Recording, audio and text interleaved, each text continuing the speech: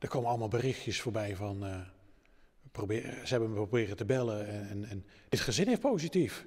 Het Iraanse gezin dat man in het asielziekencentrum in Burgum wennen had en veromstuurd dreigen te worden naar Iran, had nou dochs een verblijfsvergunning kregen. Het christelijke gezin gie zolang als zij in Burgum wennen naar de gereformeerd vrijmakkerskerke in Noord-Burgum.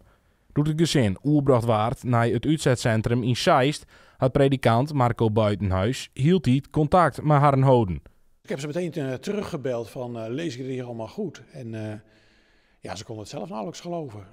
Zaterdag, eind van de middag, hebben ze te horen gekregen. Ze mogen blijven in Nederland. Ja, dat was een verrassing. Het kon alle kanten nog opgaan. We wisten niet wat we moesten verwachten. We wisten ook niet wanneer we het moesten verwachten. Of het snel zou gaan of dat ze nog een jaar moesten wachten. Maar blij verrast. Voor de heid, mem en haar dochter wien het drege tijden.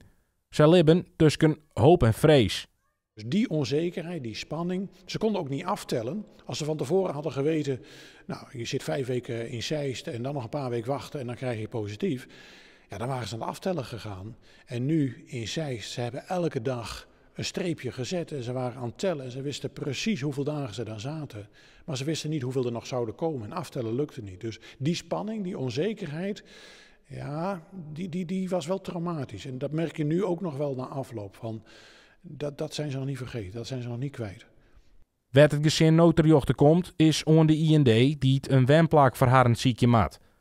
Ze hoegen in elk geval net waarom naar Iran. Ja, nu zitten ze in Amsterdam.